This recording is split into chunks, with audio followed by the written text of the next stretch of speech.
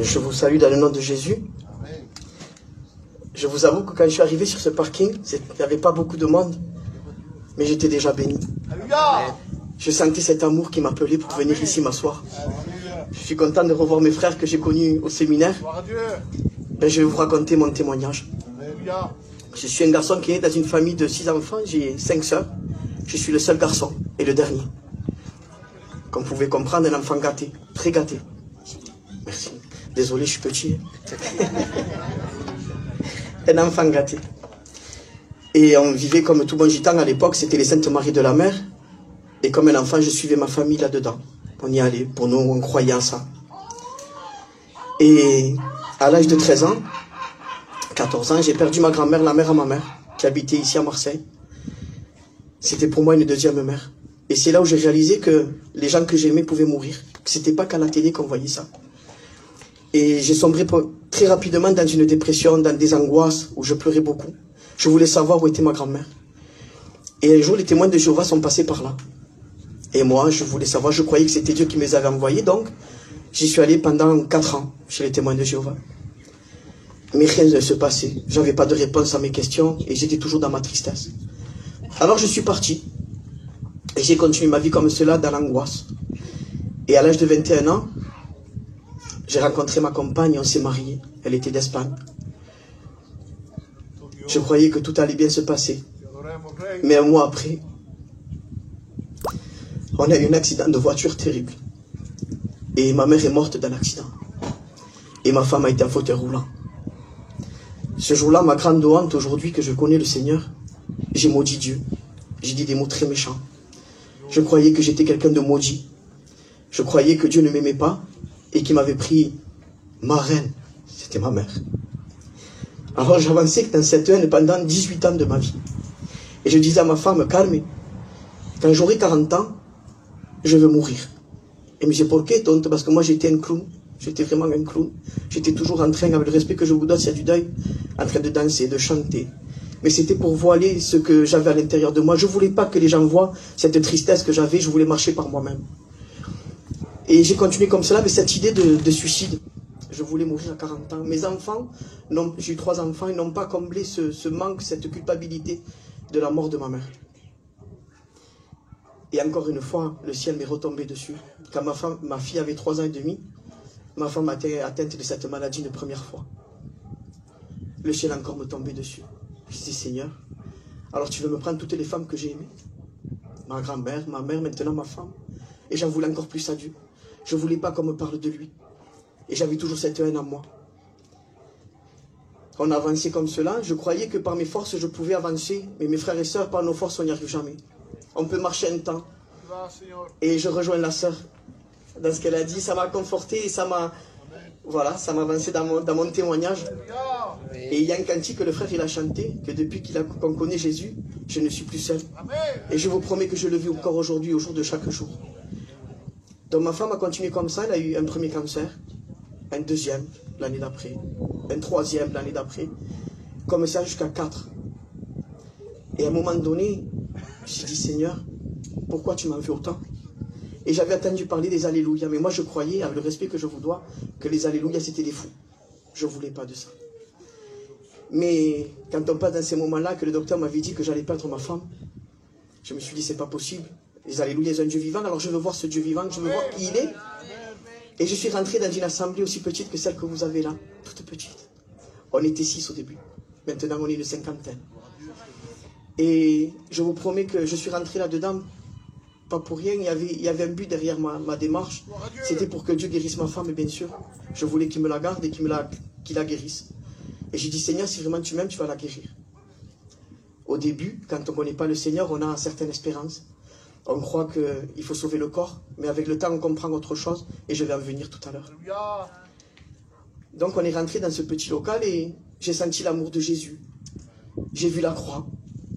Je me suis repenti. J'ai demandé pardon à Dieu de tout ce que j'ai pu dire auparavant de lui. Ce jour-là, j'ai senti quelque chose que je ne connaissais pas. Un amour que je ne peux pas exprimer avec mes mots. Et je me suis attaché à ça. Mais ma femme était encore dure. Elle ne voulait pas se convertir. Et donc, quand j'allais aux réunions, c'était vraiment pour qu'elle se convertisse et qu'elle se donne à Dieu. Mais ça a été très dur. Malgré ce cancer-là, elle en a eu encore un 5e. encore un 6e. Et on allait au chimio.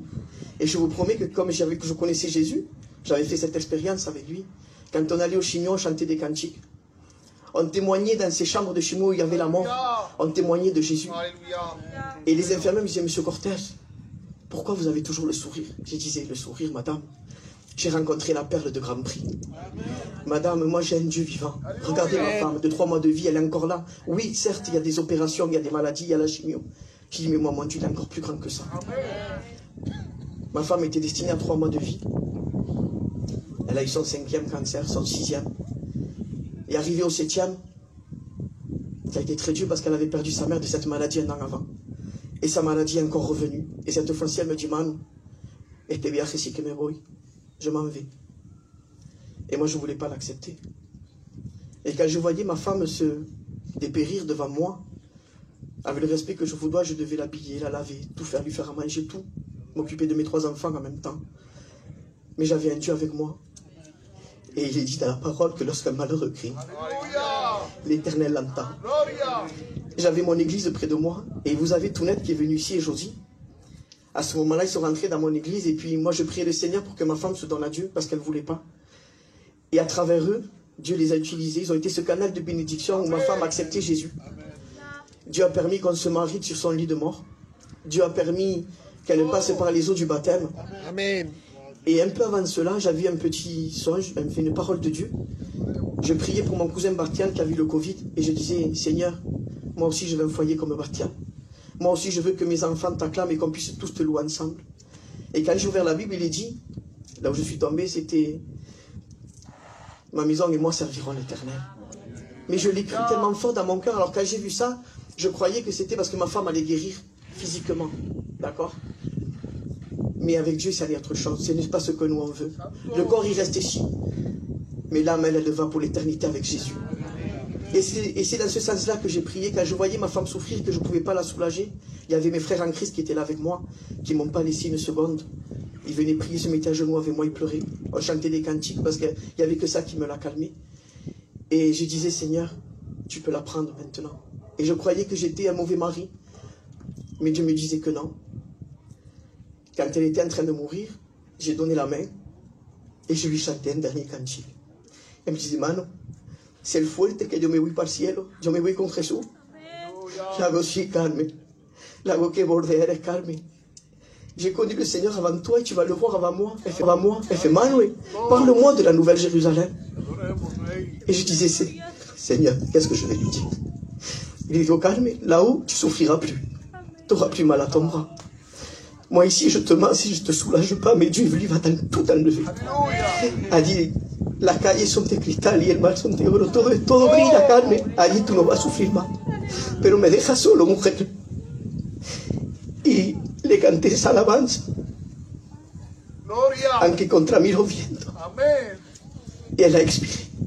Et quand elle a expiré, je vous promets que c'est une expérience que je veux vous raconter, que j'ai jamais dit à personne. Je regardais mon fils là, casemos su padre Antonio, papa. Il me dit, papa, pourtant mon fils n'est pas chrétien. Il m'a dit, papa, Dieu a permis 7 años pour qu'on puisse réaliser que la maman devait partir. Papa, mais on sait où elle est. La gota bien su padre. Je prends mi Juan, qui sait qu'il n'est pas câlin. Digo, Juan, su papa. Luego casemos su padre. Me dice, papa. Dice, yo sé dónde está la mamá, está con el Señor. Y mi niña no pude hablarle porque mi niña tenía 10 ans. Et le jour de l'enterrement, cette expérience que j'ai vécue, ma femme, elle avait, avec le respect que je vous dois, elle était très belle, elle avait une bouche magnifique. Et quand ils l'ont fermée, mais très mal. Et j'ai dit à pas, il a au monsieur quand même. J'ai une belle femme, ne la permettez pas qu'elle parte comme ça. Et je vous promets que je me suis rabaissé, j'ai prié, et j'ai chanté son cantique. Et quand je l'ai regardée, je vous promets que je ne vous mens pas parce qu'il y a le Seigneur ici. Elle avait la bouche comme ça. Comme ça. Et je la regarde là, au Maria Carmen, la bouteille con Dieu. Et en fait, ce signe-là de cette bouche, quand on regardait quelqu'un, qu'on était dans le monde, qu'on se moquait de quelqu'un pour rire, on faisait. Et c'était la bouche qu'elle avait avant de partir. Elle était détendue. Elle ne souffrait plus. Et le jour de l'enterrement, c'est Tounette qui l'a fait. J'ai tout fait pour elle jusqu'à la fin. Je vous promets, à ma grande honte, j'ai idolâtré ma femme. Et j'ai voulu quand même lui dire au revoir moi aussi, à ma façon, et prier, lever la voix. Le jour où elle l'enterrait dans ce caveau, il y avait ma mère dedans. Et je disais, Seigneur, il y a ma mère, maintenant il va y avoir ma femme. Je croyais que j'allais devenir fou, mais non. Il y avait une paix, je ne peux pas l'exprimer. Et j'ai levé la voix et j'ai prié, j'ai eu la visite du Saint-Esprit. Je sentais comme Dieu m'a levé ce poids et cette tristesse dans mon cœur. Et on a pu enterrer ma compagne. On a continué, je continue encore à servir le Seigneur. Je ne suis pas un pasteur, je ne suis rien du tout, je suis un petit chrétien. Mais qui m'accroche à la brèche avec mes enfants. Dans ma maison, je vous promets que il y a de la joie. J'ai l'impression que mes enfants, c'est les chrétiens et moi, je suis le païen parce que moi, j'ai toujours la larme facile. Ma femme me manque terriblement. Mais j'ai un Dieu vivant qui, quand je pleure, essuie mes larmes. Que quand je suis triste, je plie mes genoux et il me met la main sur moi et me dit, je t'aime. J'ai mes frères et sœurs qui m'accompagnent tout le temps. Mes enfants sont dans la joie. Et je remercie Dieu pour cela. Mais je dois arriver au bout du chemin.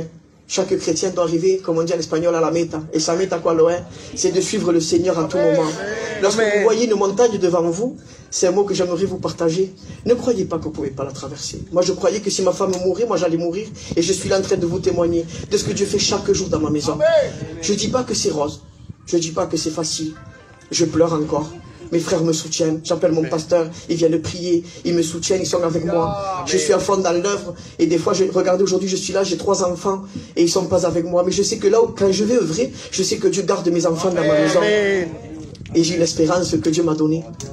Je sais qu'un jour, mes yeux verront Jésus. Mais mes yeux reverront Michael. Mais ça ne sera pas ma femme. Ça sera ma sœur en Christ. Mais je sais que je la reverrai. Dieu vous bénisse abondamment. Amen. Amen.